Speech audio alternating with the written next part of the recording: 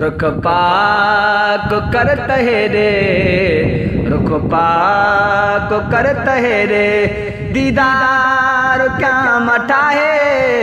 चेहरो तुझो सीने में, ओ यार क्या मठा है। रुख पाक करत है रे, रुख पाक करत है रे,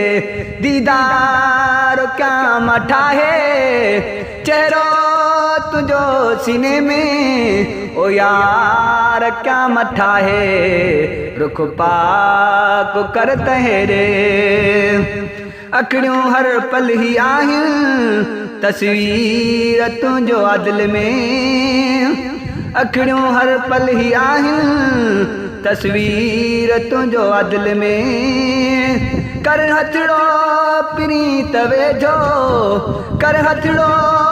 प्रीत वेझो, के प्यार क्या मठा है, चेहरो तुझो सीने में, चेहरो तुझो सीने में, ओ यार क्या मठा है। रुख पाक करत है रे, दीदार क्या मठा है, चेहरो तुझो सीने में। सालन जूं लाहियां सिकड़ियूं लदियूं त कोन शायद, सालन जूं लाहियां सिकड़ियूं लदियूं त कोन शायद, बाहन जा तुंहिंजे गलड़े, बाहन जा तुंहिंजे गलड़े, अॼु हार क्या मठा है। रुख पाक करत है रे, रुख पाक करत है रे, दीदार क्या मठा है,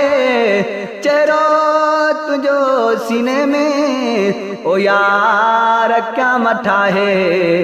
रुख पाक करत है रे, रुख पाक करत है रे, गालियूं खटण जूं नाहिन, गालियूं खुटण जूं नाहिन, 100 साल गुज़र बाद हितड़े, गालियूं खुटण जूं नाहिन, 100 साल गुरबा हितड़े, गालियूं खुटण जूं नाहिन, 100 साल गुज़रबा हितड़े, ॾियो थोरड़ी का मिल्कत, ॾियो थोरड़ी का मिल्कत, बचार क्या मठा है। रुख पाक करत है रे, रुख पाक करत है रे, दीदार क्या मठा है, चेहरो तुझो सीने में, ओ यार क्या मठा है। रुख पाक करत है रे, गुलड़ावां जे आॾो कदमनि में पेश कयां थो, गुलड़ावां जे आॾो कदमनि में पेश कयां थो, कसम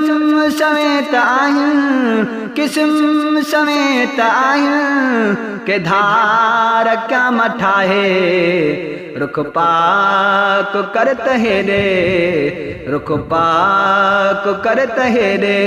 दीदार क्या मठा है, चेहरो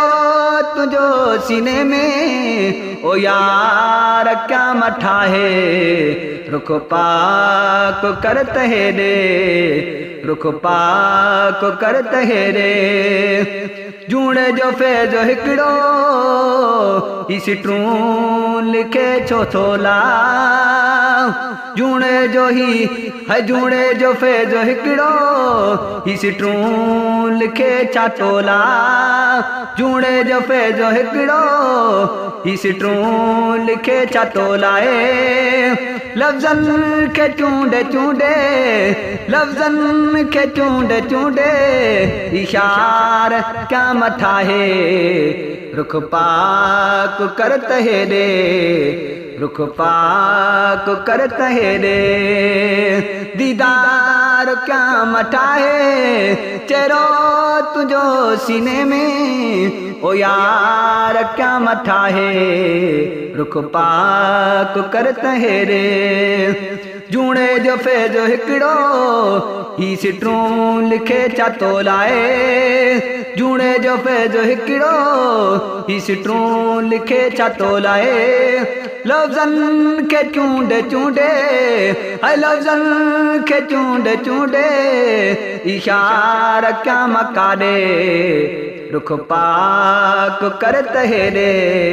रुख पाक कर तहेरे दीदार क्या मठाए चेहरो तुझो सीने में ओ यार क्या मठाए रुख पाक कर तहेरे हर हर किरण था रुख ते से जुल्फत जठाया